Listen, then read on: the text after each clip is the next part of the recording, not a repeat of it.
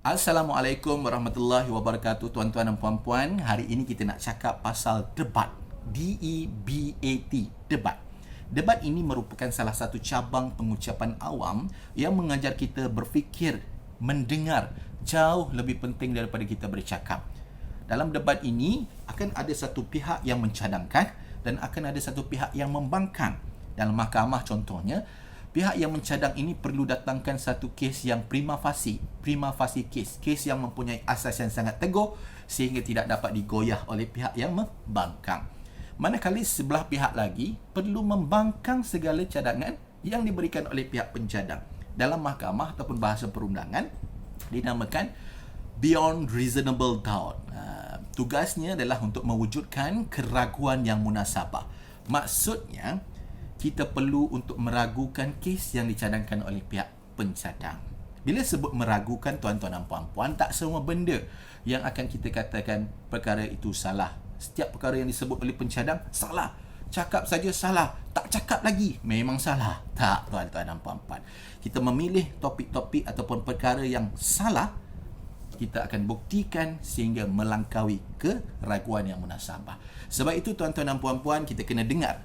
Kemudian kita fikir, barulah kita keluar hujahnya melalui lidah yang tidak betulan. Kerana itu topiknya, buktikan saya salah. Alright? Jadi untuk buktikan saya salah ataupun mewujudkan keraguan munasabah, saya nak tunjukkan dua perkara. Perlu untuk bidas ataupun ragukan konsepnya. Yang kedua, ragukan faktanya. Dua perkara penting akan kita bincangkan kali ini. Tuan-tuan dan puan-puan, bila anda berdebat dan berhujah, akan ada satu usul. Usul ini maknanya tajuk perdebatan, perbahasan, perbincangan. Contohnya tajuk isu air di Selangor, salah binatang. Tajuknya, pencadang cakap macam tu. Kita pembangkang yang nak buktikan pencadang ini salah, kena dengar apakah konsep binatang contohnya di panel pencadang. Pencadang, dia bangun dan bercakap, tuan-tuan dan puan-puan, binatang ini mengikut definisi pencadang adalah sesuatu makhluk yang melakukan tindakan tidak menggunakan fikiran dan menyusahkan orang lain. Macam binatang, makan tumbuhan orang, berak merata-rata, buang di tepi jalan.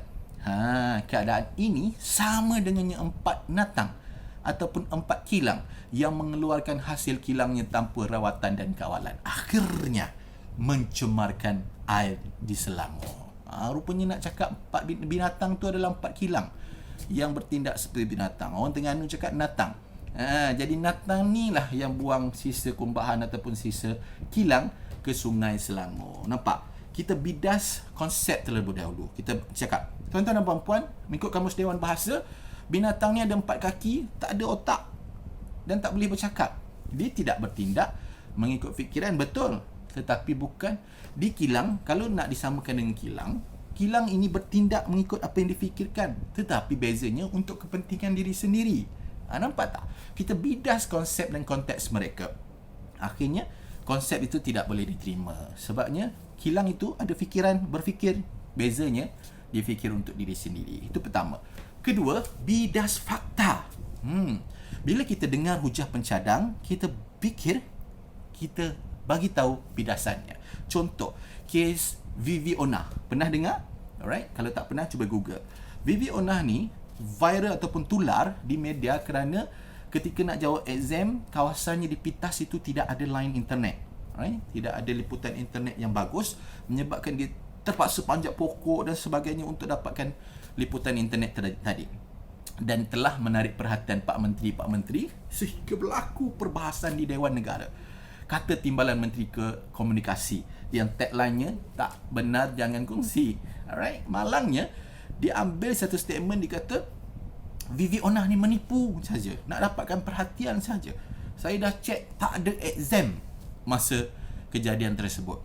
Tiba-tiba Vivi Onah membuktikan bagaimana diambilnya kenyataan daripada pensyarah, benar ketika itu ada peperiksaan. Ditunjuknya jadual peperiksaan, benar ada peperiksaan. Bahkan diambil kenyataan daripada Universiti Malaysia Sabah, dia adalah pelajar UMS, Asasi Sains, dan ketika itu ada peperiksaan. Nampak?